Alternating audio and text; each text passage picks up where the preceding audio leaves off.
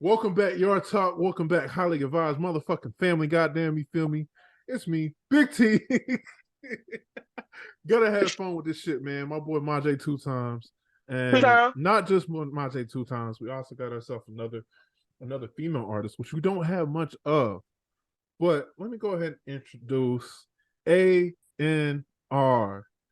Man, I just want to say I fuck with your music, honestly. Like I heard your Thank shit. you. I was like, she has a different little taste to her, And when I say taste, I mean a specific. To be more specific, like on the project, high on high on charts. That shit, I love that whole thing. I love that whole project, little project.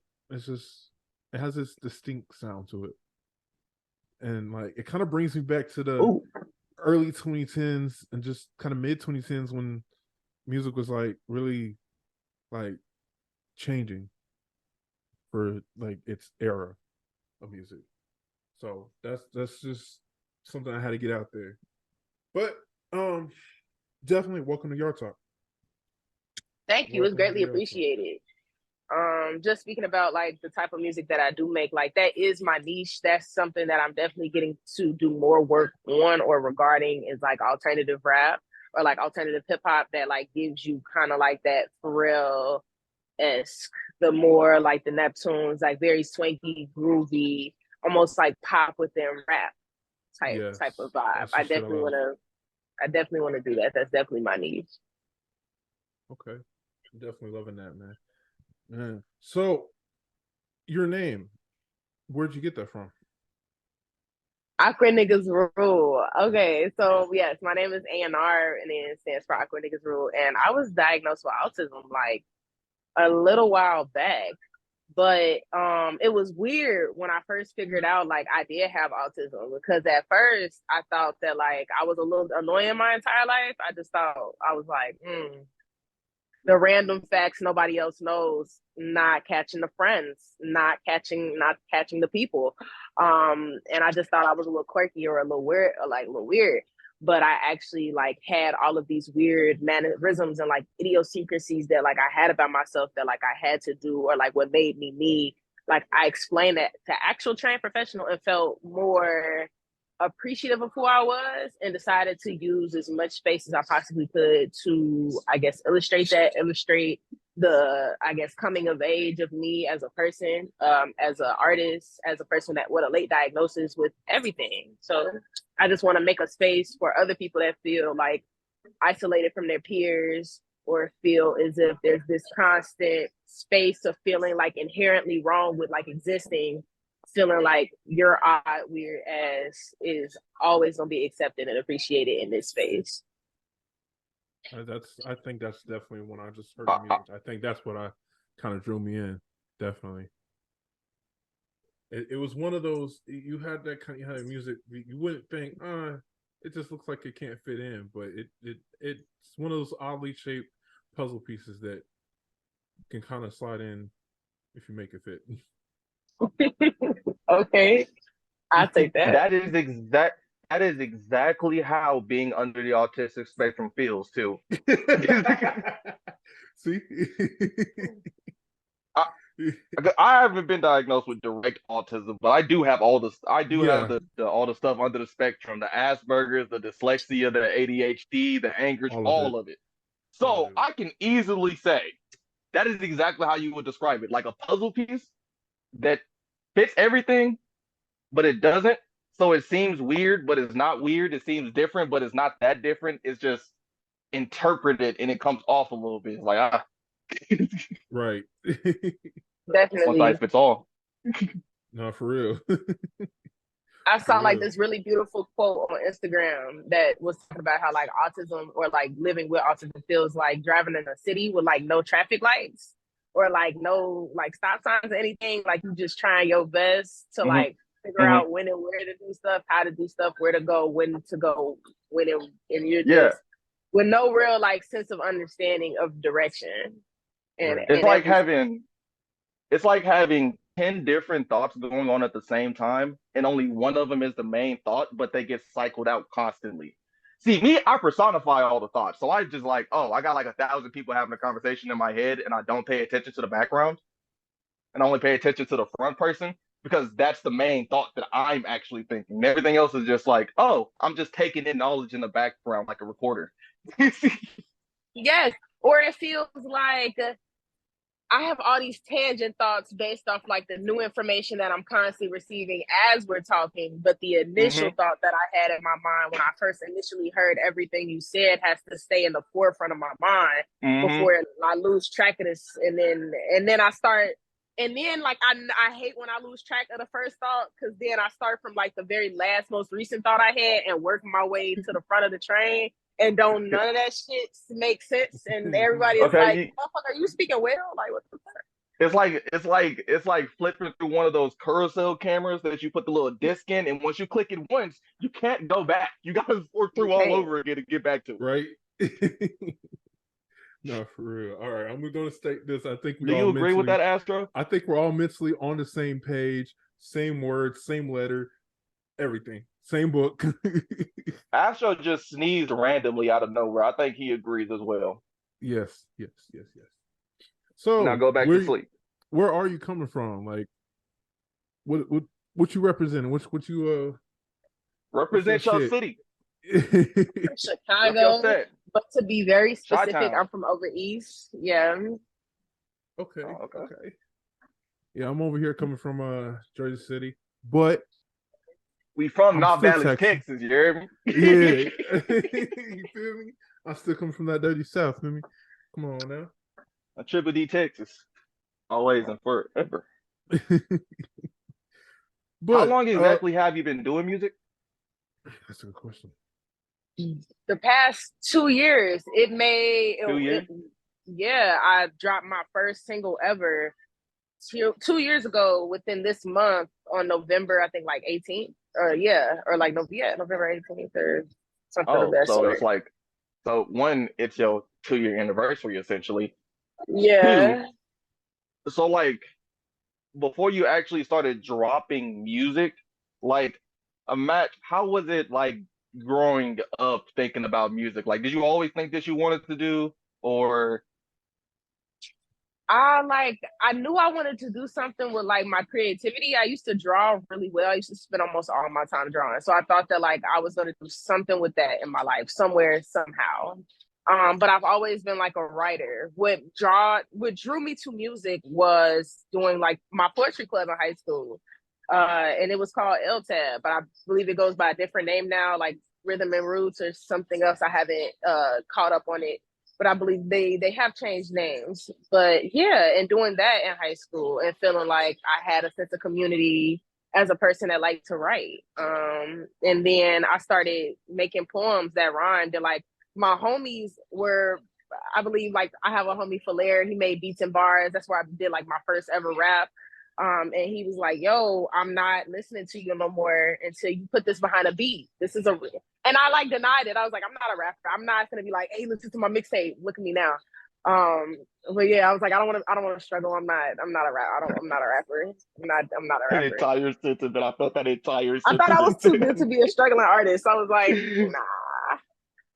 So clearly, everybody who is under the autism spectrum just lives the same exact lifestyle, I guess. That's just yeah, basically.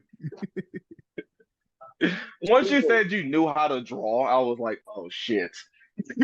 No, it's always the super gifted, talented kids when you're like really little, and they think that like you're so great, you're drawing, and you're really so talented, and then you grow up like, damn. Yeah, I remember they tried to accept me to. Was kind of crazy. Yeah, I used to be smart as shit. I still am, but you are. I haven't known you. Can't nobody tell. But can't nobody tell. But like, here's the easiest way that I tell people how smart I am. I'm like, okay, so coming from 6th grade, we finished our state star test and everything. I went to 7th grade, my first year in middle school and everything. I got called to the office. And they gave me a letter. It was from Duke University, and it was part of their program where they help kids who are extremely gifted. And I'm like, at first I thought everybody got this, but then when I tell it to people, nobody has ever heard of it before. And I'm like, I really got accepted to college in 7th grade? Yes. Who did what? Boy had a double back on the block. Like, wait, hold on. Like, and nobody, like, everybody doesn't win an Olympic medal at 7. That's crazy. I didn't know Hold that. up. Like, It was seventh. It was like 7th grade, so I just came from 6th grade. I didn't know what any of it was. I'm like, I just did my STAR test. It's just a regular test every year. I was always good and excelled on tests. I just could never do classwork. That's when I failed. so crazy. That's so crazy. But like every test I could get 100. Like I didn't even really do well in high school. I ended up getting my GED because it only took me 2 weeks. I'm like, what's the point of going to high school when I could do this in 2 weeks worth of knowledge? It's not that work. It's not the point. So everybody just automatically thinks that we're stupid, but they don't realize us underneath this spectrum is like the smartest people on the damn planet. Mm-hmm. As people will forget, Einstein was autistic. I did not know that. Yeah. My thing is, I barely pass most of my classes, but the only reason I pass, I do the quizzes and classwork perfectly. I just never turn in homework, which is the major part of your grade. So you might look at my grade like, you dumbass. Like, no, I just didn't do my homework. Most of the time, I forget to turn in my homework, or I just didn't feel like turning my homework. But I knew the shit. Yeah, because the way that it's like the carousel that goes through all the different thoughts. It does the same thing for schoolwork for me, right? So going through everything, I'm not able to do the work. It's almost like I don't know how to do the schoolwork and everything. But once I get to a test, the carousel switches over to all the answers all of a sudden, and I can do it, no problem. Once the test is over, it switches over to the next image, and all of a sudden, I don't know nothing about math. It'd be the craziest thing. I believe you have another question. Yeah, always. So much to know in so little time. So through those 2 years, what was your little kind of process of trying to get a chance to record? You had to kind of gather equipment, or you just kind of go around to one of the homies, or you just pay studio time? I feel like I paid for studio time, but I felt like all of it kind of worked. I guess, I don't know, everything came together on its own time. I believe it was like November 2 years ago. I had just came back from the Army. I've lived 1,000 lives, but that's a whole nother story. I got a discharge from right. I got a discharge from the Army, and this was November, and I had dropped my first track. But no, before I went to the Army in August, I went to a summer event, and I met one of my cousins, and I was like, I don't know you. What? Bam. And so my mom was like, oh, so she's been talking about making music, or I was kind of just thinking about making my first track. And my mom was like, this is your cousin, and he works at Evian Studios. And Evian Studios is a very, very amazing facility, but it's all the way in Hazel Crest. But he was like, yeah, he works there, blah, blah, blah. And so I ended up going there, and somebody else, I think JoJo, my most favorite, beloved audio engineer to ever work with in the whole wide world. He did my first track ever. Because my actual cousin was like, I'm not super really familiar with feminine voices, but JoJo is at the studio, and he'd be really great. And he gave me his employee discount to record my first ever track, and I just ended up using his employee discount as my cousin at the studio, and it was it was that. Okay, yeah, we just want to take back just a little bit spin around for the Army military shit. So yeah, please spin that back, because that already told me right there. Led you to that. We can spin the block. So yes, I recorded my first track with my cousin in August, and so I was I really want to put it out. He was like, no, wait till you're in the Army, blah, blah, blah. So, okay, fast forward, I graduated from high school. I graduated on Zoom. I'm actually young as shit, but I didn't want to talk about it too tough. And I graduated young as shit. How old is you? I'm 20. I'll be 21 next month. I'm old. Oh my God God. damn, My she birthday is is young. I Fuck, figured God you were damn. pretty You're young. not even that young, but like shit. Okay. Kind of took the little Yes. 19 thing. Like, you probably Sometimes I around. be forgetting I'm young as shit. A lot has I happened, thought but you was anyway, 23, 24 like us. I thought you it was happens. It happens. Like I know we gonna slide smooth over that. Back to right the main part. here, smooth. Move over that. So my family was like, "Hey, you just graduated high school." I was like, "I don't want to go to college." I literally for the past year and a half during COVID did worksheets. What the fuck makes you think I'm gonna write an essay? So I didn't do that. I didn't want to do a trade. I didn't want to do cosmetology or anything like that. My father has a trade. My entire father side of my family does military and they do army and they're just that's just that. So they were like, you have three options. You don't want to do two out of the three. What's going on? So I ended up just doing some research and on like just the different branches, and the army was the best situation for me. I was in training and I got the most bitch ass injury ever. Like if somebody says like, damn, like why did you leave the army? Like I want to be like, I fucking almost got my arm shot off with a bazooka and I had 8 AK-47s. Like no, like if I was in training, like I want to actually have a story. Like I was in the army, but like no, I just twisted my ankle and sat on it and it turned purple and terrible. And I was, yeah. Fast forward, it was just like, and plus I was still trying to like train on it. It didn't heal well. Yeah. Yes, a swollen ankle took me out the game. That was so crazy. I don't even like telling people that shit. Like a swollen ankle took me out the game. But Did you I even mean, you made it tell better. us? You made it further than me because they would have kicked me out for attitude problems. They would've kicked me- man, no, but I had a moment to heal. Like they sent me over to like the training facility and I ended up like healing, but I like the ankle itself healed, but I still had like nerve pain that wouldn't go away. And so they were like, we can either put you on like pain medication because that's the only thing we can do for your pain and send you back into training or go home. And I was like, I don't want to be hooked on pain medication. Like they gave me That's, medical grade pills. Like I was like, yeah, I'm okay. I am okay with that's that. that's understandable, especially with the way that school, but like Xanax started getting thrown around and the fentanyl crisis going on right now. That was a smart choice right there. That was Yeah, yeah. They gave me I, like a 800 milligram like Motrin prescription. Like what? That's crazy. Like I that's don't even know stuff what the that you hell a take. Motrin is. No, That's that's some stuff crazy you right take there. after surgery. Like no, that's some stuff you take after surgery. Like I promise you. Or I Oh yeah, had a that's relative. crazy.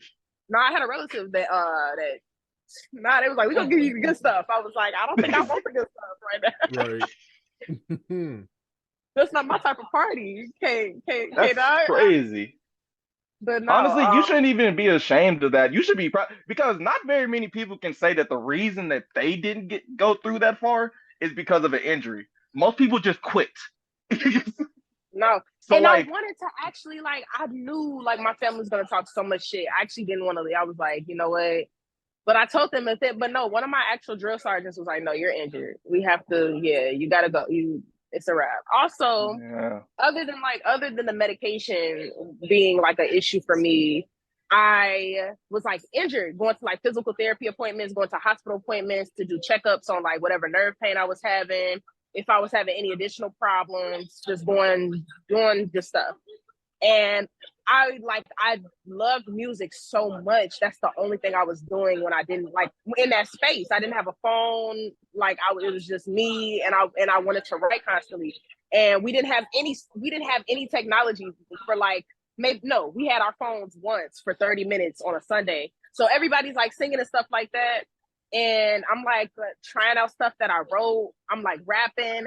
And I remember the song that mind you, before I went to the army, I recorded my track with my cousin and I was singing that song like in our Bay Area, like just everywhere. I'm just singing it. And I remember I had to go outside of base and like army bases are like towns. They're like small towns. We have to go to outside of base. And it was another girl and I knew who she was because I had saw her like at another appointment somewhere, but she was from the other side of base, like on our actual base. She was on the other side of base, and I heard her like singing my stuff, and I'm like, I don't even know your name. I don't even think you know me. but I knew who her face was. I was like, but yeah, and I don't know, it dawned on me then that I was like, I'm gonna go home for medical reasons, but like, I guess I always had this underlying feeling that like I was too good to be a struggling artist, or this was something that I like didn't want to really do seriously, or I was like playing around. And like but I realized I was like, nah, if I can have this much impact right now, what type of impact can I have if I really actually like put forth real effort into my craft? And then I was just like, yeah. And I just knew I was hooked. I was like, yeah, music is the only thing I want to do. Facts.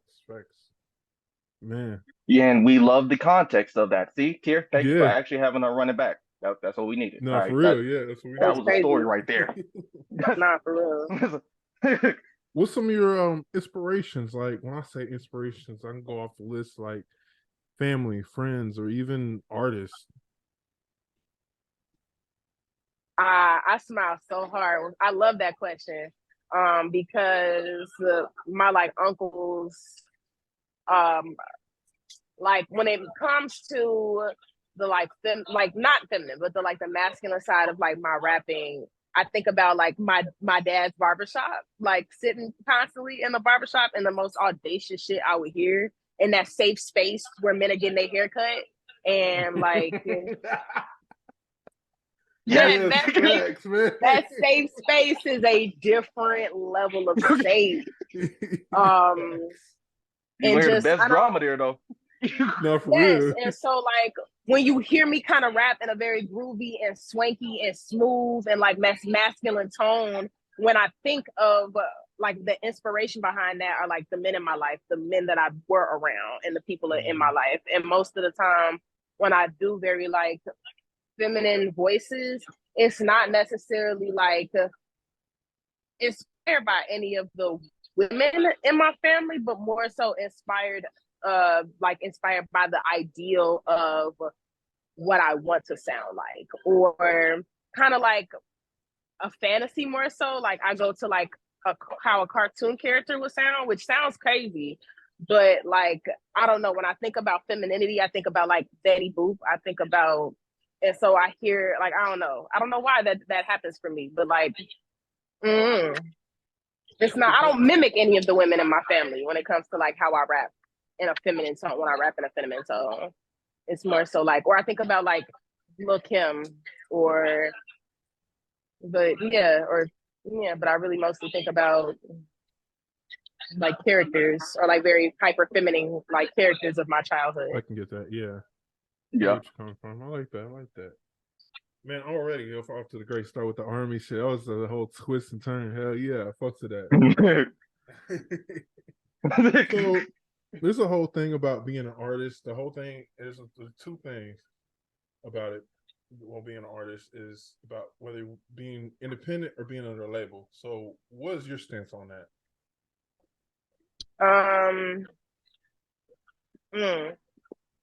It's a love-hate relationship actually, because as an artist, me personally, I want to be independent. But I do have the times and I do have the days where I'm like, I have no team, I have no budget, I have no outside expanding resources promoting and pushing me but me. And so it feels like sometimes you want a label behind your name, but I would say if you were to be with the label, to be with them as minimal as possible and be able to use whatever resources you can and connections that you can to always be able to own your own masters and eventually come to having your rights and the ownership of your work. Okay, so you agree that there should essentially be like a balance between that. Like it should be more like a partnership between you and the label and not like you're signed to the label. Like you sign with them for distribution and support like management and getting shit recorded, but like as far as the actual owning your masters and doing most of the other stuff, like probably promoting, you're gonna have to do 50% of promoting either way. There's no other way behind it. Even behind the label, you're still gonna have to do all your promoting. It doesn't matter. All that extra stuff. And so it's like, a strike of 50-50 balance makes the most sense. trying not to give one side too much power. Because if you just stay independent, well, it's quite easy to crash and burn very quickly. But if you go to a label, yeah, you might blow up, you might become the biggest name in hip hop tomorrow. But this is a label.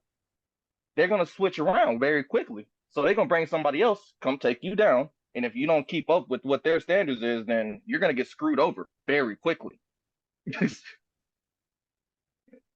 Facts. Yeah. Facts. Man. And it almost feels like disrespectful to be a part of a label within this day and age, just because you don't have labels taking artists from the ground up and building them up like they used to back in the day. You have a lot of, oh, this went viral, this is trending, this is, and so you want to catch on to that immediately. You want to sign them, you want to do this. But it's like, if I did all of this work, and most people that are one-hit wonders or like people that blow up overnight, they didn't blow up overnight. It took them years to network. It took them years. Like Megan Thee Stallion, she blew up at like 24. Oh yeah, she's been going crazy down for a minute. Yeah. So it's kind of disrespectful to say like, hey, I know you did like all of this work by yourself, but now we're gonna like come in the picture and yeah, we're gonna help promote you, but we're gonna take 80% of what your streams are, 80% of what your revenue is, and give you back 20%.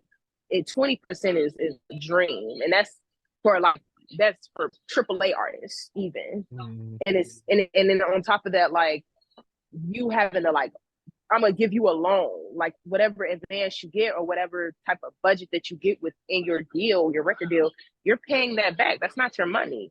So, and I feel like we have this very like gruesome system of like the industry taking artists, chewing them up and spitting them out, actually, like them having a one-hit wonder, getting into a deal, not having enough actual like whatever it is, maybe talent, promo, songwriter, ghostwriters behind the name, whatever it is, to actually create or generate revenue. And now you're in debt with a label that's got you sitting on the shelf. And it's like that's man, because working so perfectly. Yeah, working at a label, I mean, it's almost like working at a label at this point. Being under a label half the time nowadays is kind of like if you went to like a title max, like a title loan place to get a loan for a car, and you need to pay them back, but you didn't have a job, so they gave you an application to start working there to pay them back, but you're already in debt with them. So it's like you're trying your hardest to pay them back, but you're barely getting paid anything. You still got to pay on that car note. You still got to pay them so that they don't take your car back from you, and you're just stuck, and you're in this 360 deal now. You're fucked. Yeah, like government right now too. But that sounded exactly like you said, like they did back in the day. Like one of my favorite labels are out there right now, TDE. So that's how they started. That's exactly how they started. They were a group of homies. They came together. One guy decided to be the head in charge, and he got like 4 artists: J Rock, Absol, Schoolboy Q, and Kendrick. They were trying to build them up all together equally. But little did they know, here comes Kendrick, rising, shining over everybody else. Then when he left, it kind of made it hard for new artists that came in the label to rise past that shine. And so their system of trying to grow that artist, get in revenue became harder because they felt like, oh man, we not gonna be able to top what we did back then. Yeah, you know, standards is high now. Yeah, the standards is too high. So now labels' only goal is to beat that standard that they just set for themselves. They can never beat that standard again, unless like it's not. At least they're not going to beat it as quickly as they think they do. So they take a chance, and when somebody, yeah, but they're also not just going. They're not going to beat it using the methods that they're using now. Like you keep getting TikTok one hit. What you keep getting?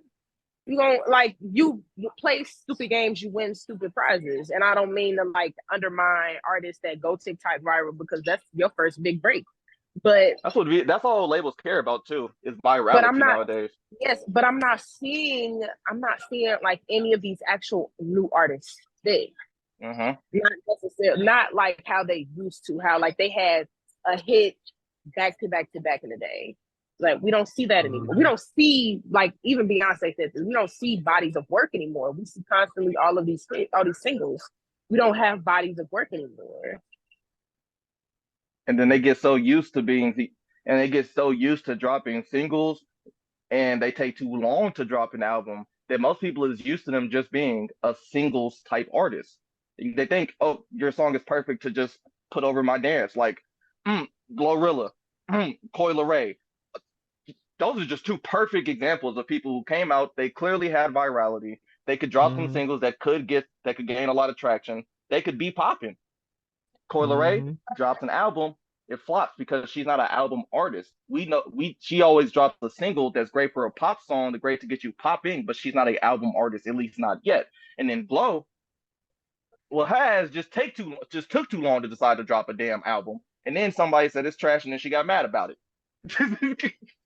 And Right. but you But fell I off, and also feel what happened? Sexy Red took over for what you should have been doing. but I also feel like Sweetie and Dream Doll, like they had really good potential. And yes. Yeah.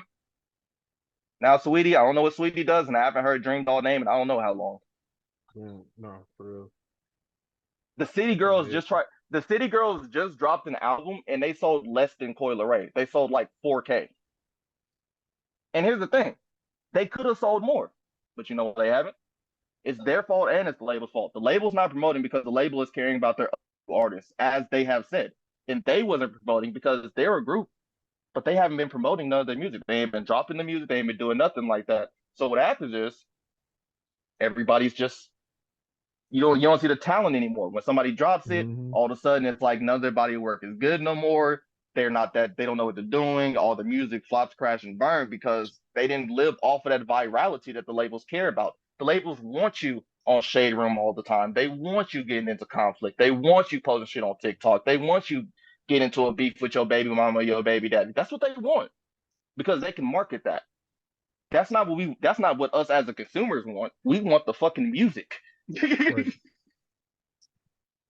I want to hear the artist. I want to know the artist as being a good person who just wants to drop their music. I don't care what they believe in. I don't care if they just got into a beef with their best friend. I don't care about that. And that goes for any celebrity, like all that little bullshit, other celebrities and actors. I don't give a fuck what they did. Just give me their content, give me their good acting, their movies. I just want they shit, man. That's what I'm here for. I don't want to hear about, oh, they're fucking this and this. I don't give a fuck. That's their life. Yeah. And like speaking of actors, we're finna get right back on content. But speaking of actors, the perfect example of that tier would be Ezra Miller, the Flash. Yep, exactly who I was thinking of when I said that. None of us listen, think about this. We all thought he was a great Flash, he was gonna be great for the movies and everything like that. All the controversy about him comes out. All of a sudden, it's like everybody hates him. But what happens? Do they take him off the movies? No. Do they say that he's not going to be doing any of it no more? No. Do they still release the movie? Yes. And guess what the movie does? Pretty goddamn good compared to how bad he went. They care about virality, not the person, not the content. For real. No, for real. Should get like that, man. Should get like that. Yeah. Man, so moving on from that, back to more music related questions. Getting more in depth, topic, man. No, it's all right. It's all right. It's all right. Getting back to that, man. So there's things that go into doing music that some people don't realize, some people do realize. Sometimes when people are getting more understandable what goes into music, and one of the things that go into it is a writing process. So do you have a writing process? Like, what's that like? Do you just like already kind of know what you want to write? Or you freestyle? You just like let it marinate? Usually when I have a writing process, it first starts off with a really good beat that I love, or a really like good beat that I really want to like, I like listening to. And then as I break down how just the beat sounds, I think about words that feel good with that sound. Just thinking about how just certain words feel when I say them with this sound at this particular time in this beat. And usually like I'll just write down a bunch of random words that I usually feel like this sounds good with this sound. This just sounds good with the sound. And I go off that. Or sometimes I'll listen to a beat and I like the vibe of the beat. I like the mood of that the beat puts me in. And I'm like, I just want to talk about this specific topic. And then I just start writing words related to that topic. And going from there about like what I want to rhyme with the words that I do like that I did come up with, and just doing different things like that. That's just usually my flow process. I like to like most music that I'm like super prideful or proud of when it comes to my catalog is like very layered music or very layered songs. Like there's something constantly either being said or associated with what you're hearing, and it's kind of either clashing together beautifully or laying on top of each other beautifully in a very like symmetric sound. Okay. Feeding off of that, what would you describe like what your zone is when you get into the zone? Like some people would describe it as they end up getting tunnel vision, everything is blurred except what they're focusing on. Some people feel like everything goes back around them and it's only them in the room and everything like that. Like how would you describe it when you're in the zone? When I'm in the zone, it feels like I'm having a conversation with myself. And if certain parts of me are quiet enough, I can hear what I'm about to rap. I can hear what I'm going to say. And it feels like I'm freestyling when in reality, I don't know. Yes, it's sort of kind of like in a sense of freestyling because it's very natural and off the dome, but it more so feels as if like my thoughts are of their own. Like I'm having a conversation either with my thoughts or with what I've already written down. And it just progresses like that, almost if it was like we're a conversation. No, it's kind of like whenever they mic up a football player in a game and they start talking to people all the time, so you always get to hear part of this conversation, part of that conversation, part of this conversation, but they're just chilling. They're just doing their thing. They're in their zone playing the game. But we get to hear all those little parts in between because they're mic'd up. So it's kind of like you're having a conversation and then we mic'd you up and then we were like, okay, take that part of the conversation, cut that part out, but keep that part, and then that's how the freestyle come out. Okay. That's the best way I'm trying to describe it to where people who don't fully understand can get it. Yes, or I feel like I have a bar that I wrote that was like, too badly you so sad, slow dance, give you romance, get around like a nomad. And then I was like, she's on the web like go dad. So it kind of feels as almost as if like, oh my bad, I really wasn't trying to drive far. Hold on. Hey, no, bars, nigga. Real bars, nigga. But yeah, so it feels like I'm it just feels like I'm just connecting different ideas almost. It feels like I don't know. Or when I was like, French fry built bitches always got a little dip on the side, so don't be surprised when she pop out with a nigga because you know she got 4. But J. Cole say multiply by 3, so if you leave it with a G, drop your coat off by the door. It's like it so it's like I want it to feel as like smooth and as cohesive as like a conversation, or is it just like, oh, like all of these things somehow are connecting? I ain't gonna lie, you are just off of the bars you just dropped. You is the best female artist that this man tier has booked. Oh wow, I feel so appreciated. By far. Wow, thank you so much. Because the way that you just drop those bars, like with minimum effort, like I get that they're bars that you've rapped, but just out of nowhere, just pulled them. You didn't have to think about it like that. You didn't have to pause and think about what you had actually said or nothing. You just the whole thing like it was no problem. I listen to my own. I listen to my own stuff, and I have most of my own content memorized because I just like listening to my own. That sounds really like I don't know. It sounds not arrogant, but like I don't know. Like you like listen to your own. It sounds weird to do that, but it's not. No, for real.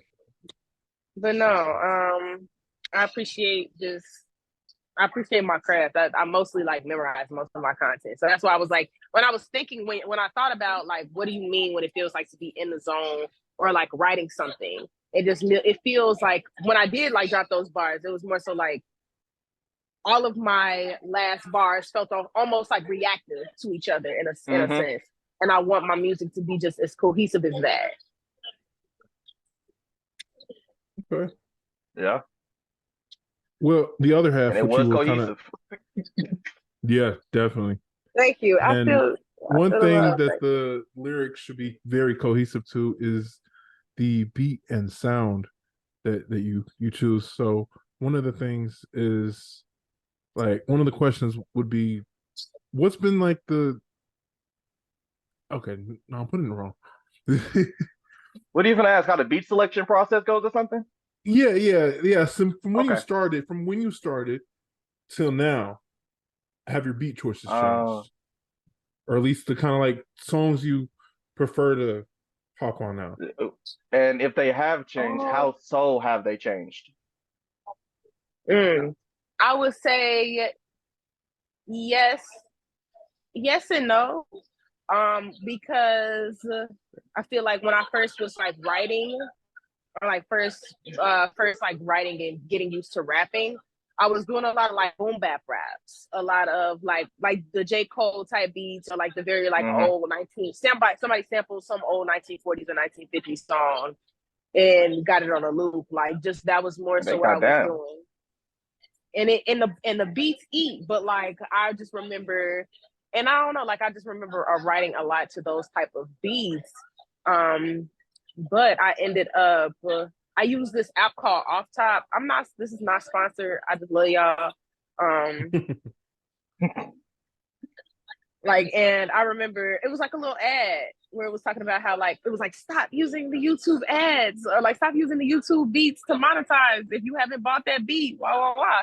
And they were like, we're Off Top, you can use this app, blah blah, and people upload their beats and you can buy for it, and you can buy them, I guess, at a specific like rate, and it's not, or you have a subscription and you get so many credits a month and you buy beats, and it's under a specific like restrictive contract, but it's still a beat that you've bought and can use, and it's very very cheap. Like, because most of the time when you're on YouTube and I'm like, I want to use this beat and actually monetize off this beat, when I buy the beat like directly off YouTube or off somebody's site, it's like 40 or almost $30 to $40. Facts. Yeah. Here. Yeah. I'm already about to go check this out. She's essentially using BeatStars. She's essentially using BeatStars under a different name. Yeah. Because that's the app that I used to do for the exact same reason. Everything that you just described, there is I used to use an app like that back in the day for the exact same reason. But clearly better. Clearly way better. That's what it sounds like. I like the way that she described it. Sounds like it was way better than what the fuck we used. Right. We was like using the SoundCloud version of that. Right. Oh, wow. Basically. You said not the Wish version. Oh my goodness. That's all. It ain't even the Wish version. It's the AliExpress. Oh damn! That's even worse. Goddamn. It's getting ghetto. Oh Lord. Man. Oh my goodness! But no. Yeah, and I ended up like I first fell in love with this audio engineer, or this producer of like Prod Ty, or like Prod TY, and or like on that app, or like on that app. And I've mostly like written, I don't know, like I fell in love with that producer and have been writing music. So like I just felt like, I don't know, it just felt like, where have you been my whole life? I've never met this person. I just fell in love with their beats. And it felt just like I met my match. It just felt like whatever you're producing is easy. I don't know, like whatever frequency you're on, I'm tapped in. We're locked in. I'm writing to what you're producing and what you're creating when it comes to sounds. And it was great. And when I go back to like even like my unreleased music, I'm like, I have used like 20 of this man's beats in my entire catalog, in my upcoming catalog. I'm like, so I don't know. I'm trying not to like get pigeonholed with one person, but I appreciate just like his samples and like, I guess, beats that sound just different. And I love the like, I don't know, like actually listening to his beats and realizing that that's the most of what I was writing to, I was able to use that actually to understand where I fit into like my rap category as an artist and what my niche was. And I was like, I want to bring back like groovy 2000s, swanky, very spatial groovy beats. And as long as dude keeps making my beats, I'm gonna keep rapping to him. And I have fell into my niche, and I found what works for me.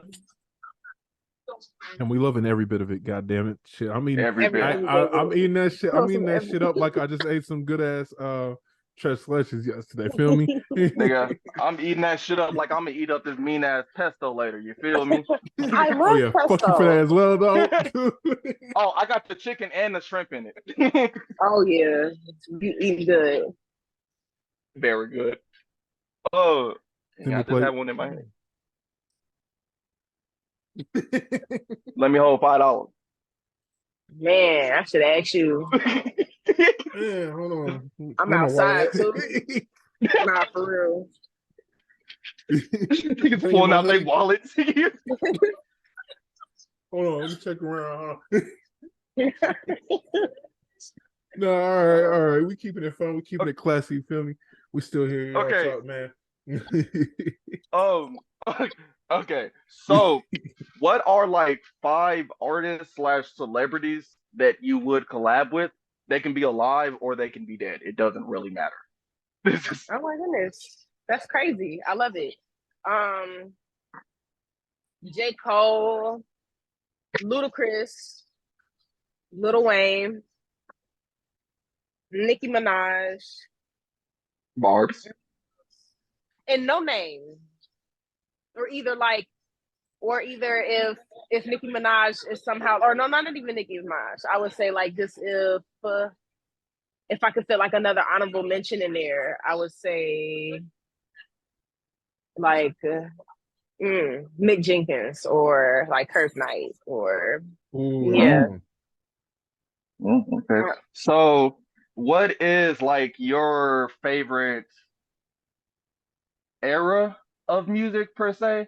Because I would usually go by like centuries, like by every 100 years, but like we're still very early into this century, so like I don't even know what the rest of our 100 years gonna be like. Like so, Yeah. maybe we can go by like every 10 years instead, make it easy. What's your favorite era of music? Early 2000s? Early 2000s to like 2010. When Neo was fitting his entire forehead and eyebrows under them fedoras and making them R&B songs, he was eating down. I know I'm wrong for that. Back when that's back when hey, that's back when we used to rock the goddamn meat motherfucking Band-Aid on the cheek. Man, kiss me through the phone. All I had to do was memorize Nicki Minaj lyrics and go to school. Life was good. Yeah. I used to memorize that independent joint. No, I'm INDEPE. No, for real. I'm trying to think, like, where was I at in 2014 when J. Cole dropped 2014 Hills Drive? I was 12? Yeah, I was 11 turning 12. I was in 6th grade. Yeah. That's when I first got like turned on to like J. Cole. What was that tier? Like that was like my freshman's that was my sophomore year because that was your junior year. It was my sophomore year because we already knew each other. Yeah. I remember that. Yeah, because I remember vividly walking to school with this my man's right here. We were also just rocking that and the Kendrick Lamar this butterfly. Yeah, I fully remember. So fucking young. I fully remember going to school and just hearing and just remembering this nigga J. Cole. Just everybody's reaction to the fact like this nigga J. Cole just dissed Lil Pump, yo. Oh wait. No, we forgot. We was Jermaine. going. Cole. Jermaine. Cole. Jermaine. Cole. Like, I'm selling dope. Like, the real is back. The bill is back. Here's a banana peel that's back. Jermaine. No, for Oh, real. he was like, "Oh my goodness." Oh No, I shit! remember my babysitter put me on. I feel so fucking young. Oh my goodness. Damn, I was Soldier I was Boy like was 11. beefing with Chris Brown that year. I was 2014. I was 11 turning 12, but I remember like my babysitter listening to it, and I was like, it was like GOMD and Wet Dreams, and I was like, oh yeah, I'm liking this. Yeah, that was it. Man, that era of music is just untouched to this day. I don't know. Okay. So far, the 2020s, and I know it's still early in the 2020s. It still ain't cutting it. Still ain't making the Man. mark as it needs to make for the music Nigga, I it's industry. still wonder, early into the 2000s. Yeah, Okay, I can't wait till 2100 to see what fuck music sound like then. man. Also, it's like, does still rap weird to exist think, anymore? yo, it's still weird to think that all three of us will more than likely be alive in 2100. Probably for like the first 5 or 10 years, but yeah. Mm-hmm. And then the first 5 or 10 years, shit, that's a decent amount. Hey, I'm gonna go up in that month. I'm gonna be like, I ain't gonna lie. Back in my day. Not back in my day. I can't wait, yo. I'm gonna Hold be on. back in my That's day. crazy. Oh, for real. God damn me. Man. We goddamn me by 2100. I have a house on Mars. Goddamn me. Yeah, I'm looking at you, Elon. You know I'm looking at you, All right. I'm just Goddamn icing me. out. Oh no, So I'm on I don't even like either Elon or Mark Zuckerberg, but I'm more on Mark Zuckerberg's Absolutely side. not. Because Mark Zuckerberg look like he can actually Mark Zuckerberg can actually fight. So like I don't know. I He wish looked that like fight an would have alien actually that's happened. brand new to being He human. he do, which is the scariest part because he looks like he just like he looked like he came to Earth and was like, what kind of body would you choose? And he was like Obviously, a white MMA man fighter. came here for Yeah, he was like, I want to be a white man MMA fighter. Why do you want to be an MMA fighter? Don't worry about it. I want to own a multi-million-dollar Facebook company, okay? And I want to be able to beat ass. and they're gonna be Mark like, how does that Zuckerberg all does connect? not look. Don't worry about it. Oh yes, Mark he does. Zuckerberg. He fights. No, Mark Zuckerberg fights professional. Like not professionally, but Really? amateurly. He is an actual fighter. Yeah, he fights. He's always been like athletic his entire life, but he's an actual That's fighter. crazy. That's why whenever that Elon Musk Mark Zuckerberg fight happened, that was actually could have actually been a real thing because Mark Zuckerberg was already training. He just tore his ACL in training and he had a fight coming up like Mark soon, I think. Zuckerberg always looks like he's surprised and confused going somewhere. He also looks like he's built like a slinky under most of his clothes. He Mark wears very Zuckerberg, generic yeah, dollar store sleeper clothes, like field. Yeah. but every billionaire does. Yeah. And in the gym culture, we would The like to pants call for that like a sleeper build. $100,000. Okay, Oh my yeah, but we don't goodness. talk about that. But in like the gym culture, we would call what Mark Zuckerberg got as a sleeper build because he looks like a just regular guy until he takes that shit off, and then you Mm-hmm. realize he go to the gym. This is the moment I done fucked up. Well, I thought I wanted a problem with you, kind sir. But after you took that shirt off and I saw all of the big ass muscles, absolutely not. I'm gonna take my You fuckery gotta. somewhere else. I think Have a great it's day. a picture. You want It's some a too, man? picture. No. Yeah, it's a picture that got released like not long before the fight talks even started to happen, which I still wish that would have happened, but you know, Elon is Elon. It's a picture that came out of Mark Zuckerberg and he's standing next to Israel Adesanya, and shit like that. And you look, and I'm like, nah, this nigga Mark looked more fit than Israel. Like, if that if Dana White was like to put them in the ring, I'm voting Mark. I'm voting Israel off of I know he has the skill, but I'm voting Mark off of the simple fact that he looks like he gonna fuck Israel up. And he got that look in his eyes. Like Lil Durk. He looked crazy 24/7. I'm sorry, Durk. I'm not. Not. I'm not. I'm not sorry at all. Oh goodness. Yes, he does. He like they. It's giving. Yeah, I see it. They be like, everybody, they always look caught off guard. And the They be picture be killing like me. on point. But the Yeah. only one that does it perfect, and you just know he does it on purpose, is goddamn me, Tobey Maguire. He know that camera looking. Okay. But listen, that's my man Bully Maguire. All right. That's my man Bully Maguire. All right. He can do what he wants. All right. All right. Every time That that man camera, got he the like, black. That man said fuck his girlfriend in that movie. Said and started fucking with a new bitch, and then started dancing down the steps in a black suit. My man Toby can do whatever the fuck he wants. yeah, yeah, He's allowed to look crazy. After that symbiote fiasco in Spider-Man 3, he allowed to look crazy. yeah. All right, moving on, Topher moving Grace, on. Topher Okay. Grace always looked kind of crazy though. Facts. Yeah. Moving on. So doing music, there's a lot of music. For one, obviously surrounds us everywhere. It builds cultures. It builds it just helps us grow as a person. It's just what we know. It's what we grow up with, and sometimes it's what we learn from, other than The our first universal peers. language was music. Exactly. So with music, there's an impact, and sometimes your music can impact others and also yourself. So what's that impact like for yourself and others around you with the music you put out? People feeling heard, people feeling understood.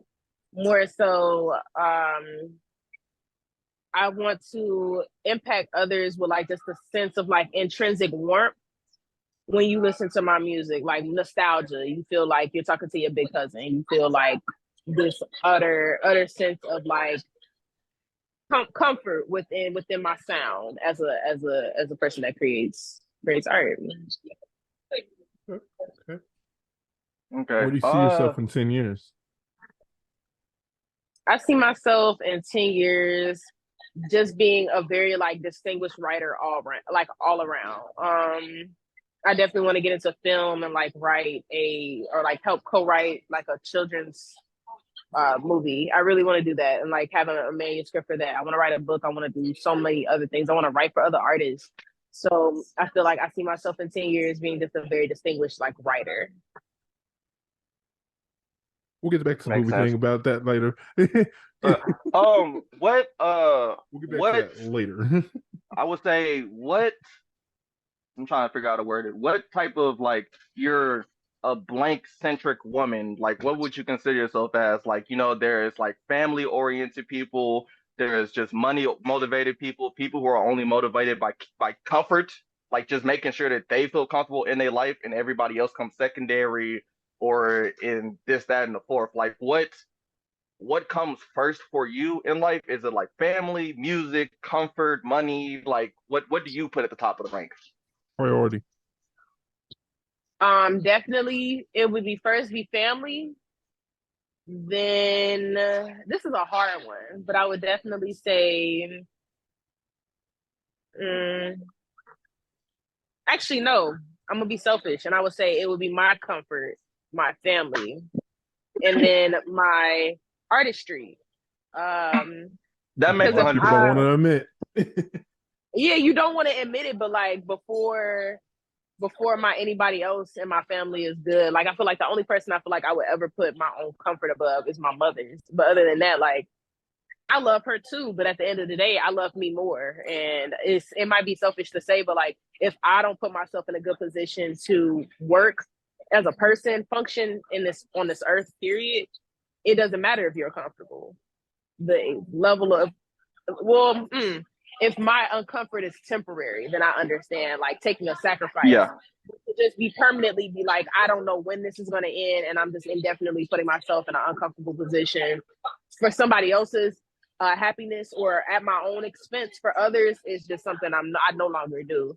But definitely just making sure my family is taken care of. And I feel like in my artistry, I don't want to win awards. I don't think that's ever something I've had like a strive for. I feel like actually, no, that'd be a lie. Like I feel like when I first ever thought about artistry. I thought about like, ooh, all of the awards, or me being at an award show and like winning all this stuff. But as I mature as an artist, I'm like, I really don't care about any of those things, because it doesn't matter how talented you are. It's based off who you know and just what you got going on at the time, regarding who likes you at the time to even give you that award. But it's more so about, because it's never really about streams. It's never about popularity or actual fame. Never about any of that. It's just about who you know, and that's just the game of it. But also, it's just, you live a very unfulfilling life constantly chasing awards. But I feel like what really like motivates me as an artist in general is impressing myself. And it might sound really selfish, but I feel like writing music that I feel like nourishes or satisfies my overall like purpose in life. I feel like I was put on this earth to give other people happiness through music, and just making and constantly feeling that reassuring gratification that whatever I'm producing is not only authentic, but it brings joy to others. I feel like I'll always be chasing that feeling, and I don't think that feeling will ever run out with my career, with my music career. Okay, before I say this next part, this is a slight message to every artist that has been on here interviewed. I'm not saying that y'all are lying. I actually believe that a decent amount of y'all were being genuine with y'all answers to that question. But that was the most realistic and human sounding question out of all of it, because yes, it might sound selfish, but everybody's response to that, and I've even talked about, oh yeah, great answer, that's a perfect answer, stuff like that, because it still seems nice. But everybody's response to that is generally they put family first. You're the first person that I've seen, at least on here, that has said that and then instantly corrected themselves to be like, no, actually, I would put myself first and then like, that's the most human sounding response to that, because everybody else gives the exact same answer of family first, family first, family first. And I know y'all are telling the truth when y'all say that. I even say this right now. I would probably put family first, but when it comes down to the actual situation, keep it a stack, we're gonna think about ourselves first. So, like, that was the most 100% honest with yourself answer. And ironically, your own family would always tell you, put yourself first, focus on you. They would. Because nobody is going to actually care about you as much as yourself will. No matter what anybody says, family, we could be blood, we could not be blood, it could be family, whatever the matter is.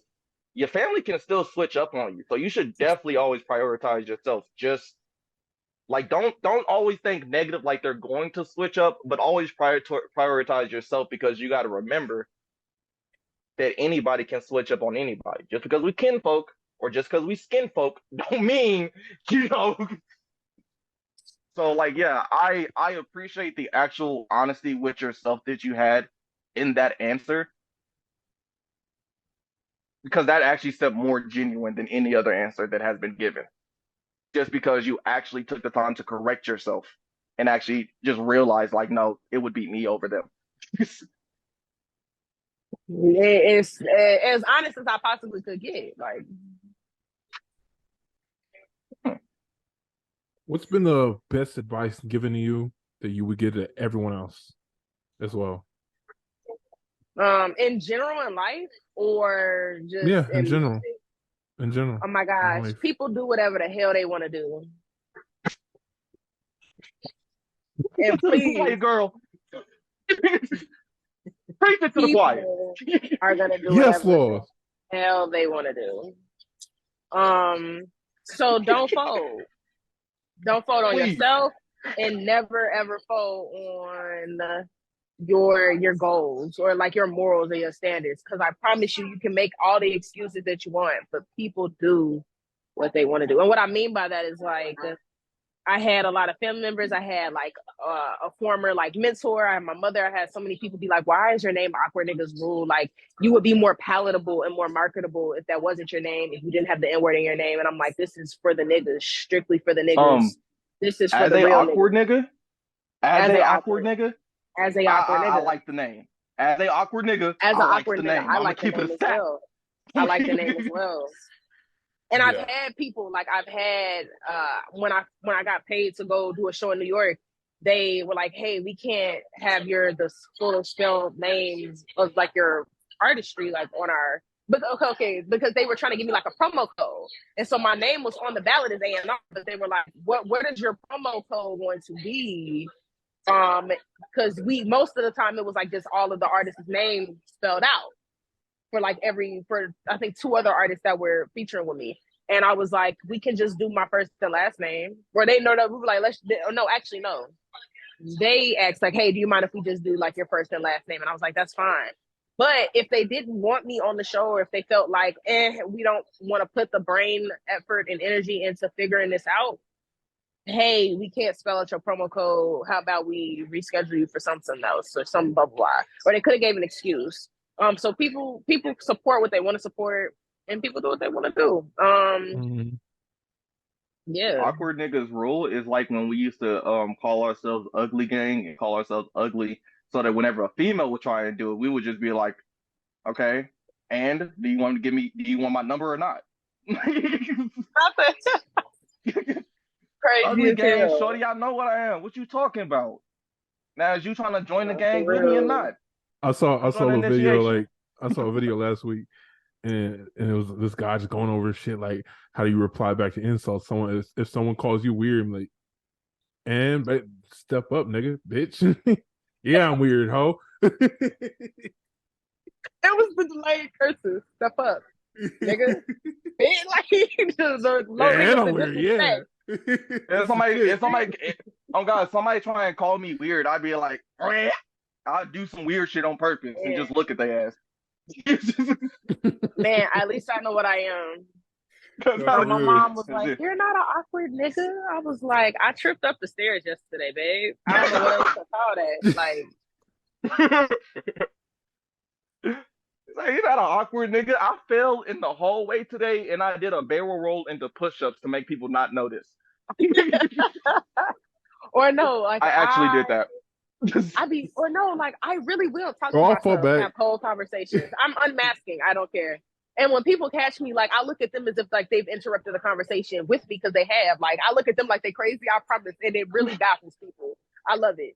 Like, I'll be in full depth conversation once, like, and like that was really fucked up. That happened, and that blew me over. Blah. And no headphones in. Like, I'm not talking to anybody else on the phone. It's just me. And people be like, I'm like, pardon you? Hola, ¿cómo estás? People be trying to do that, and I will switch to speaking in a different language, whether I know the language or not, just so they will look at me in confusion.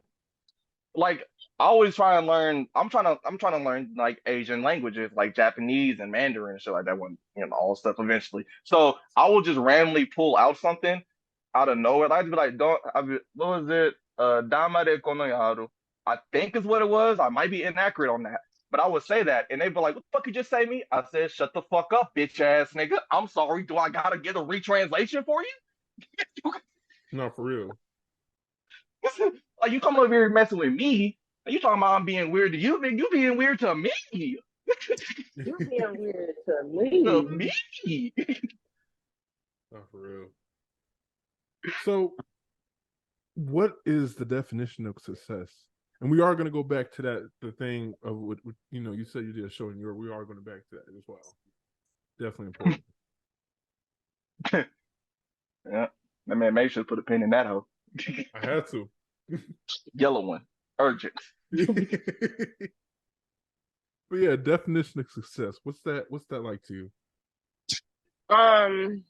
Feeling protected and provided for on like all like stances of life. Like, I feel protected and loved and provided for mentally, emotionally, spiritually, financially. Just, I feel like I'm in a good headspace. And you don't necessarily have to be successful to have all of those things, but more so having the majority of them and making sure that at least you mentally and emotionally or physically or spiritually feel in tune with yourself. Yeah. That's the best way to put it. Yeah. That's the thing. I don't got no comments. I'm good. So yeah, that makes sense. I mean that math to me, that's Yeah. and I was horrible at math. I mean, that's Hey, for real. I had to drop out of goddamn me uh fourth year out. I was on algebra 2. nigga. It was on my. It was after I my left first school after semester. Oh, nigga. I I know. left school after sophomore year. The fuck are you talking about? Nigga. I went in that bitch because in Texas apparently you only need 3 years of math in high school to pass to Yeah. get your full GPA. I said, drop me out that shit because I was getting like a 20 in that bitch. I was struggling with math. That was probably my worst subject. I've Like noticed in simple Texas, math, most simple algebra, most seniors geometry in was Texas okay. are only there just to most seniors in Texas I've noticed are only there just so they don't get expelled. It's like that football dude at the interview. I'm just here so I don't get fired. I've noticed most seniors in Texas are there for that reason because the classes do not even be required no more. They're just there for like tardy purposes. They're just there so the teacher sees their ass and be like, ah, okay, goodbye. It's so easy to do a Yeah. substitute. Anyways, now we are going to go back to the my little yellow pen. Go ahead and take that out, bro. We need that out the wall. We're There taking you it go. out. Here's the notes, sir. There you go. There you All go. right, appreciate it. Thank you. All right. So, what is it like doing shows for you, and what do you do to prepare for that? It determines if it's like a new or old song. If it's a song that I've recently performed, I'm usually good with like rehearsing by myself. But if it's a very recent song I just made and I'm having like some issue with choreography, I'll get with like my homegirl that's like this a dancer, and I usually will get with her and be like, "Hey, we got some work to do." She'll choreograph me. I'll practice on like my breath control. I'll practice on like just having certain dance dance moves just associated with like certain words within my songs, and just making sure um I look like I'm actually moving on stage. Because one thing I've noticed about like a lot of like artists is like you feel as if you're doing a lot of movement with your hands and body, but you're standing in one spot. And like I would watch myself back on like just watching myself perform and be like, I really felt in a moment like I was doing a lot of movement, but it was really just my arms, and I literally stood in one spot. And I was like, I feel like I didn't really have I was like, wow, I really don't have a big stage presence. I thought I do, but I don't. So definitely that. I usually have all of my songs already memorized, but just making sure that's under control, making sure that I have like performance tracks for my performances. Um, and then I get to glam as an artist, and which is so anyway. It's a whole nother world. Sometimes yeah, that's the only time I wish I could be a man. Like just put on anything and come on these people's stage. Like, nah, Yeah, they you gonna could talk just about me. yeah, as a man, you could just turn your brain off. It's not on, it's not operating at all anymore. You're just on autopilot. No, for I don't real. Like think if I females have perform without autopilot, and my I edges wish y'all done. did. I No, don't if think I women have perform, autopilots. I wish y'all did. huh? I said I don't think Oh women have yeah, autopilot, and I wish y'all we did. don't. Like, Like yeah, like oh, I think man, I think this would be my autopilot. Like the no makeup, but like still having hoops on. Like the hmm hoops really pull it together. But no, like if I decided to get on somebody's stage without my edges done, they'd be like, "Is she okay? Do we need to put her in a sane asylum? What's happening? Why is she up there like that? Why does she look like that? I never look like that. Is she okay? Um, what's happening mentally? Like I would look niggas, unkempt. yeah, with niggas, it don't care. We could literally strip down into our underwear on stage. I'm looking at you, famous Dex, and niggas will not care. I unbraided my hair today, and my hair just like very curly. I didn't even pick it out and go wash it. I'm gonna Exactly. watch it tonight, Exactly. actually, but you can't really tell. It just has this distinct curly texture. You can't even tell.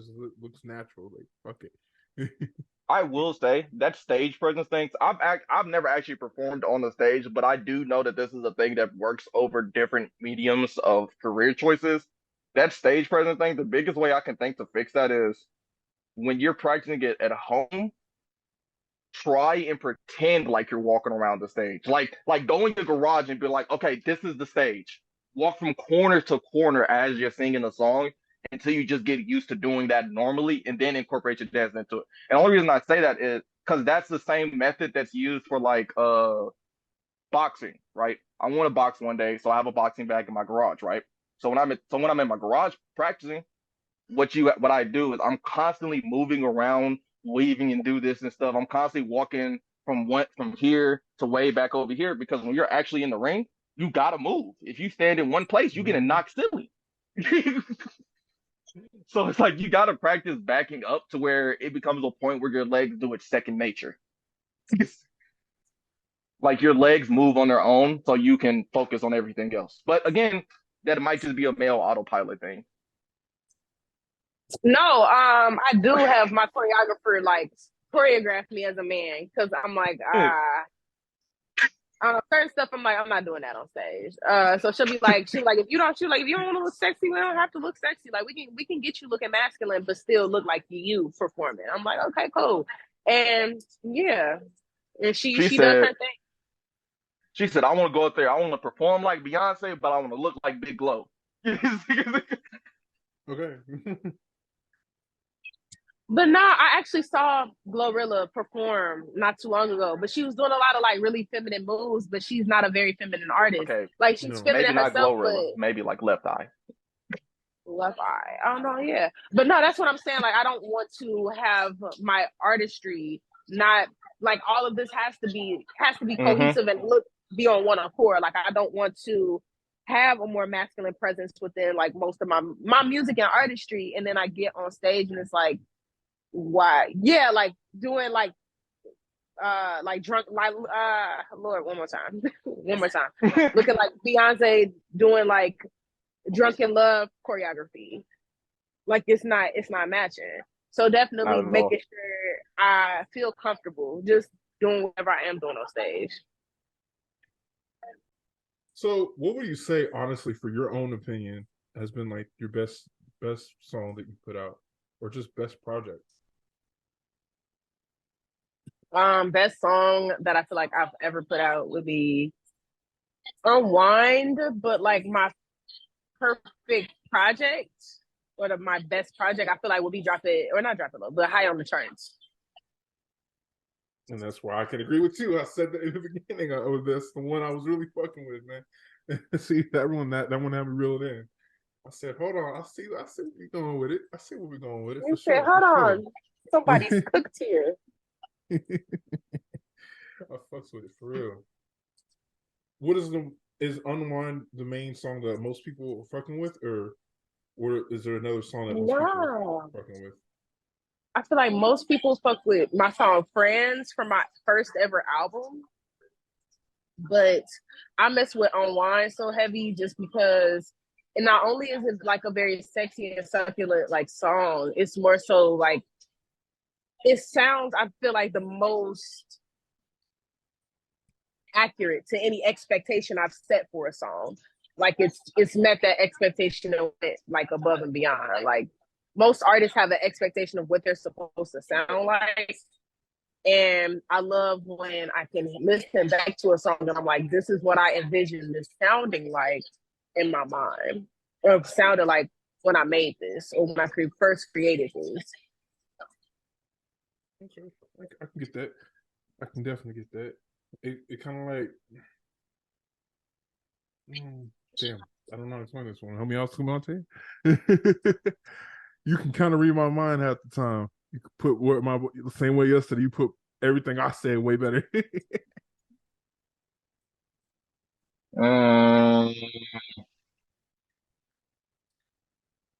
Damn. See, he's trying to find I just drew. All of a sudden I just drew a blank and I had it this entire interview. I was great, and all of a sudden I just drew a blank. I know. It gets like that. All right, fuck it. Continue on. So, what do you think your breakthrough song is going to be like, or you don't really know, or do you have? If you had to like create a breakthrough song, How would you make that song? How would you format it? I feel like a breakthrough song that I feel like would be like a top hit or like a big break type of song. I feel like I would make would be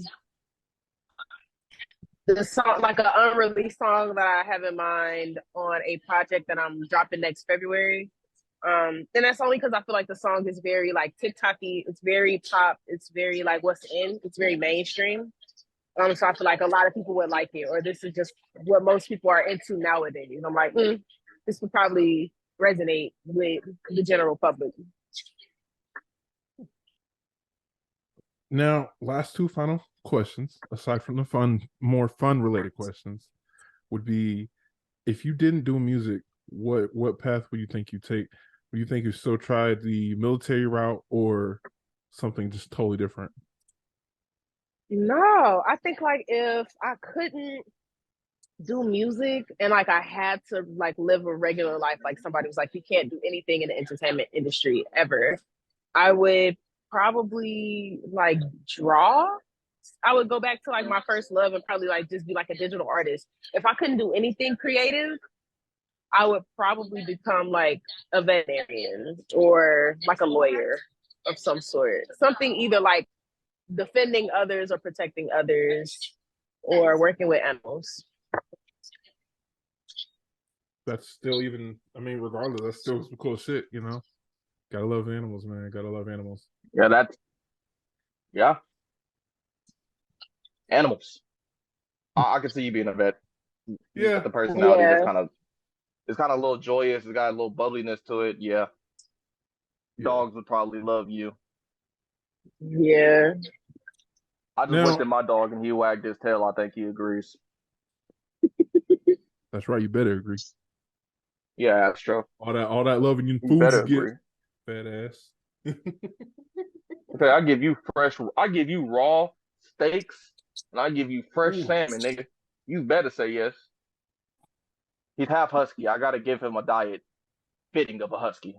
For sure, for sure. So, all right, we're making it to the end. We're getting there ever so close. But before we get all more to the fun parts, where we get to have a little song to listen to, not necessarily unreleased, which we normally do, but it's still entertainment all in all. And we love it. But before we get to that, are there any local artists you want to shout out?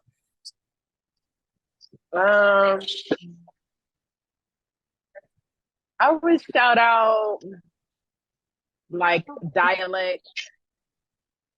I love her. Love her as an artist. Chanel True. I love her as like an upcoming like R&B girl that I know in Chicago. And Phalair Carter, really dope artist that I love and support as well. Okay. Those are definitely artists. We'll definitely go ahead and check ourselves. And also, we'd expect the same for y'all. Y'all motherfuckers go check these motherfuckers. Go check this girl out. Come on, man. Y'all tripping. Don't trip Right, like that. I'm giving y'all the Mark Zuckerberg Lil Durk eyes right now. Y'all better go look at that shit. Hold on, wait, no, I'm doing it wrong. I gotta give the Jim Carrey. Man, what? The Jim Carrey, the one eye.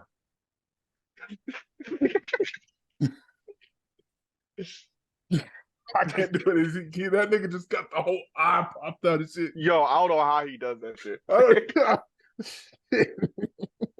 Give myself a migraine. You feel me? But now we get into the fun part. So we got a little song she want to go ahead and still continue to promote, man. It's already out. Man, y'all got to go check it out. Called Lights.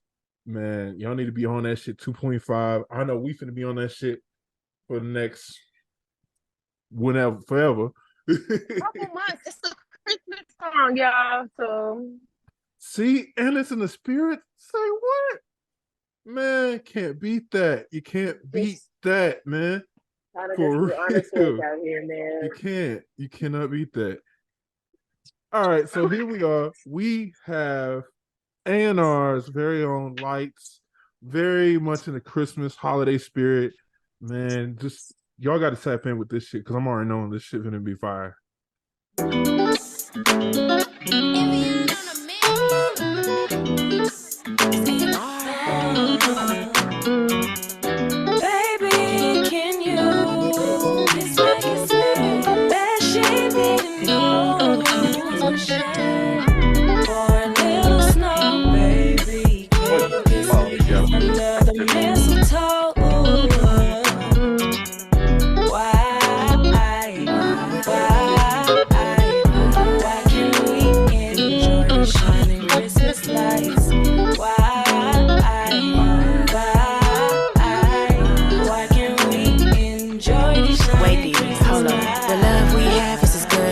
The only thing I want is mistletoes and your lips without the fame and the rich. And gotta spend holidays at the Ritz, baby. Life is a gift, that's why we live in the presents, baby. Come and take your pics. Say Nick, got a trick and gotta buy me new apparel. Make me sing Christmas Carol. You're tired, come slide and ride like you need a lift. You can use a little spice. I ain't got the time to ask if you're naughty, if you're nice. Bring the winter to the summer, cause I'm cold with the ice. Been frosty with the flow, but I swear I don't bite. Well, it's only if you like and if you're patient, like, wait a minute. Be my little baby, you ain't gotta act twice. And if the time is right, and well, maybe if you like to, we can spend company for the night.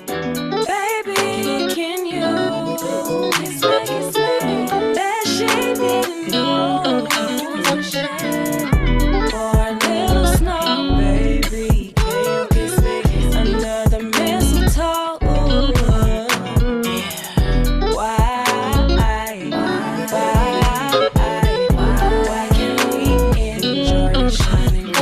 Yeah.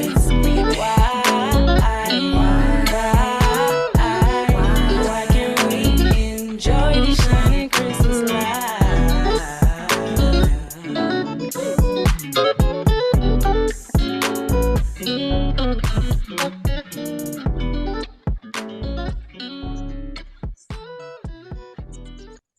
You know, we don't have to give her a little reaction too, man. Hey, yo, before I even say anything else, Tier, you know who she should collab with? We love you, sis. Honey Gold. Hey, sis, Monica. You guys... Yeah, Definitely, that's man. fire. Yeah, you and our homegirl, sis, Monica, Honey Gold, y'all sound like y'all would work great collaborating together. Perfect. Perfect. And honestly, I just want to say, especially because y'all both can sing and y'all both got bars. Yeah, that would work. Yeah, perfect. Especially if y'all just riff off each other the entire track. Man. Oh my god. Mamma mia. Yeah. I like it. Hey, what's that? It's art. I like it. Picasso. I like it, Picasso. No, seriously though, like that's like one of those songs. It's like it can be, you could just kind of hear it on a movie, on a holiday movie, just having a nice, fun, happy family time montage, cooking in the kitchen, cooking pies, cooking cookies, all that shit. I love it, man. I love it. But continuing on, before we close this out, we're gonna have a little fun with it. There we Just got go. a couple would you rather questions and a couple first thing come to mind things. Just simple stuff. Just first thing comes to mind. We'll say a word and see what's on your mind with that. So we're gonna start off with the would you rather. So first off, would you rather smoke weed infused with crack or smoke weed infused with LSD? Usually I say heroin, but we're changing it up this time. Smoke weed infused with crack or smoke weed infused with LSD. I would say LSD only because I would rather have a psychedelic than.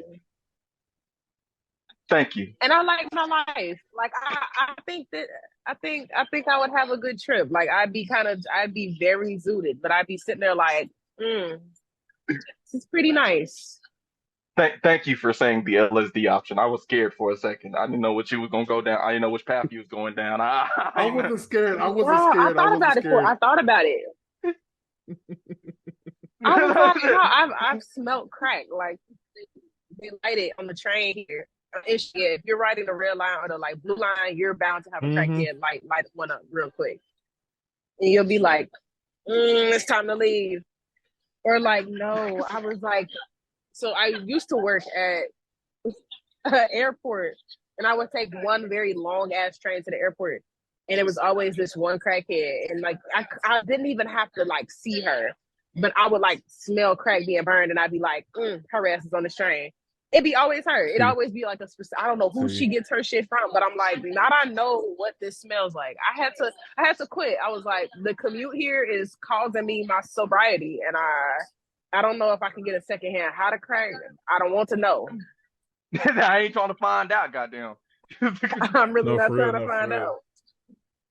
All right, so would you rather share a sex tape or just say fuck all that, I'm not doing that, and just jump off a plane with a parachute? Listening.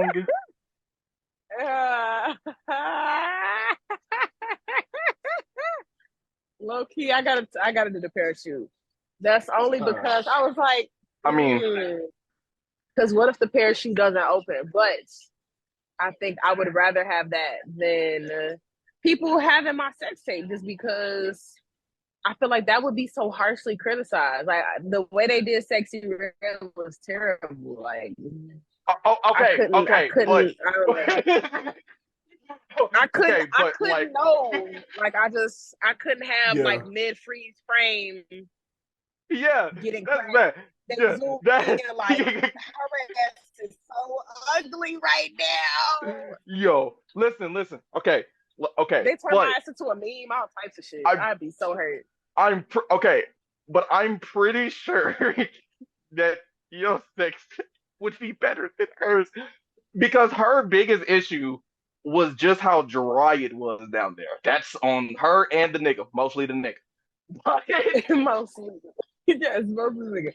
But no, like I feel like all women don't have like, I don't know, they don't have like the whole. It's a wet thing. Like it's, I don't know, unless you're in it, I feel like that's the only person that can be like, nah, this motherfucker dry right now. But like looking from a distance, like I don't know. I don't think I would ever want my most vulnerable moments even to be out there, to be like, her shit look dry as hell. Do this. Yeah. Like I had an amazing time that night. I don't know what y'all are talking about. I couldn't have it. That's mad understanding. Like, that's real understandable. By the way, ladies, I just want y'all to know I ain't never had to spit start no coochie before. I'm just saying, me personally. So I just thought y'all might want to know that. I'll put that little plug. If you have to spit start coochie, the coochie don't want you. And welcome to my TED Talk. Say it again, yes, Lord. I ain't never had to spit start nothing. No, that's like when Kevin Gates said he went and put his finger on the metal terminal, and then he put his finger on the other one, and he just started the car back up. I ain't never.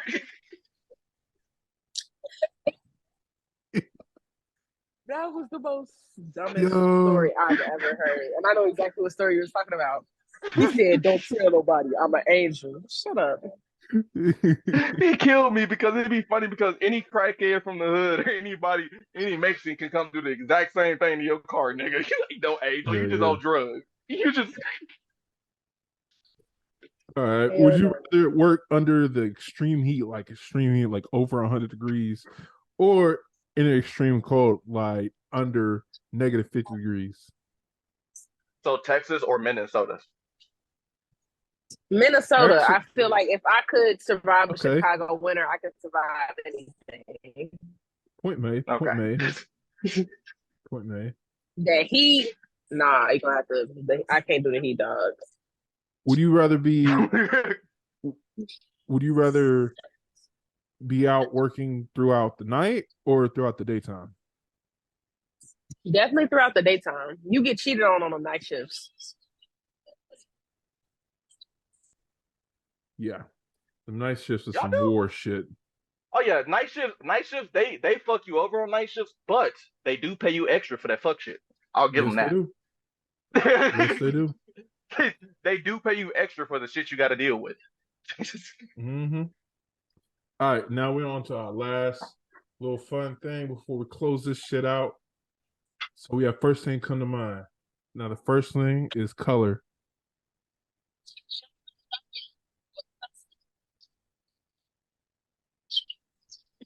I'm hilarious. My own face is funny. Color. Color. Nigga. Yeah. Mhm. I was thinking that too. I was Like, are we talking about the pop? Are we talking about the pop? right. Oh my goodness. Like, have I ever been Fun with fact, somebody brown that is actually stopped orange. I found that out. Yes, it's like a dark orange. Yeah. Mhm. I was like, damn, that's crazy. Life is a lie. Okay. Next Next word. one, Next place. word. Place. Place.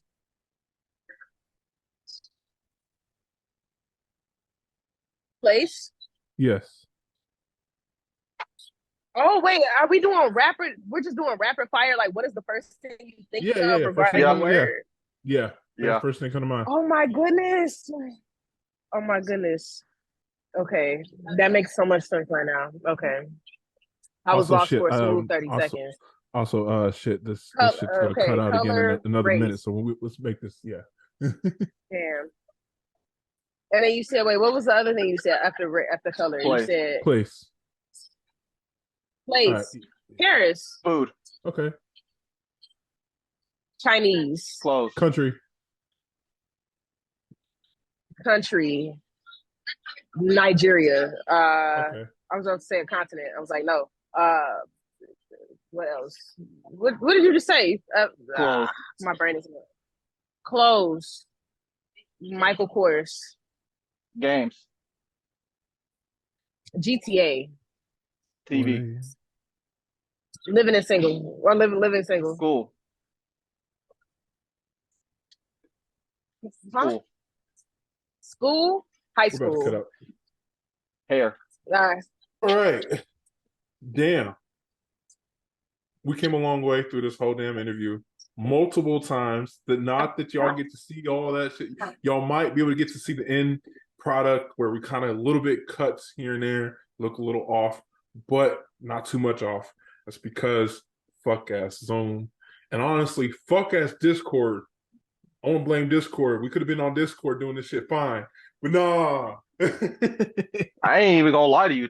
See, okay, yeah, that's because that Discord require you to have like some damn near 7G Ethernet connections or some shit. Like, right.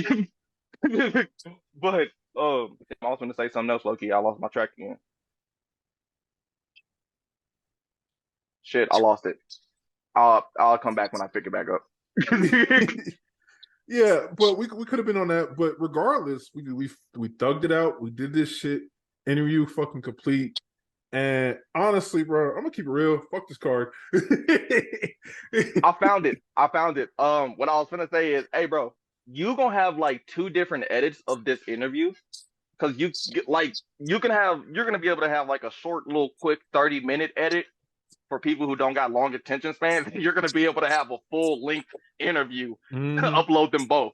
Which, yeah, hey, yeah, double the views, double the exposure. Exactly. Regardless, though, I just want to say this has been, honestly, I think each interview we do throughout the year gets better and better. And the year's almost over to the point where we have a lot of other bigger things coming up, which I kind of already told you about in Instagram about the collaboration album we want to do at the end of the year with all the artists that we've interviewed.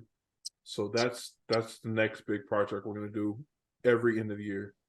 And I'm glad you accepted to be a part of that. That will be a whole nother event and fun to deal with and manage. But when we start getting our live stream set up, like our just hanging out podcast stream set up, we need you to join in on that live stream a couple times because you're fun. You're cool. Yeah. Awkward niggas unite. What are you talking about? Okay. Awkward niggas unite. I would appreciate it. Yep. No, seriously. But That's exactly what I regardless would of the call whole the stream, thing, man, too. we fuck with you too heavy. I just kind of want to put this more or less as an official introduction to being part of the Highly Advised family and Yard Talk family, and truly welcome to this shit, man. Like, this is, sure, questions were asked, honestly, but regardless of the questions, bro, it's more than the questions. It's about the connection we make and the relationships we get to hopefully continue to build off of this shit, man. Like, we hope we'll call you up any time of the year, like, yo, what's up? Good? You need anything? You know, yo, we need to kick it. Let's kick it. Let's go. You know, oh, you got a listening Yeah. party? Let's go. Let's deal with it. Now, When we do that's these one of the- interviews, we strive for a personalized connection. So it feels more like the guest, you in particular, feels more like a co-host than anything. not for real. They feel like they're supposed to be here. That's the idea. That's the vision. Hell yeah. And like I said, like, it's a family. That's what we are. So this nigga been knowing this nigga throughout high school. Feel like I know this nigga Sid Bird half the time. We've known each other, bruh. It's gonna be 2024, bro. We've known each other almost 10 years. Damn, we're old. Regardless, thank you for coming through the interview. That's awesome. Oh, it was a Yes. great opportunity. Thanks for having me. Yes, Definitely. we loved having you on. You are a great personality. You have a beautiful personality. You're beautiful. And your music is dope as fuck. Mm-hmm. Thank you. Definitely. All right, y'all already heard it here 2 times. Come on, man.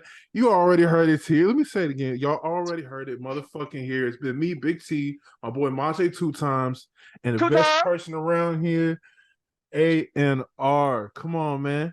Y'all already know. So y'all know the drill. Lord. Subscribe, I'm like, so old. fuck with the song. Maybe 2. Fuck with everything, man. Fuck with everything. Come on, man. Now let's get it. Deuces. This is We can smoke a half our bar cell. Call me on her cell. There go 12. Window, my arm windmills. Yeah. We can smoke a half our bar cell. You want me, I can tell.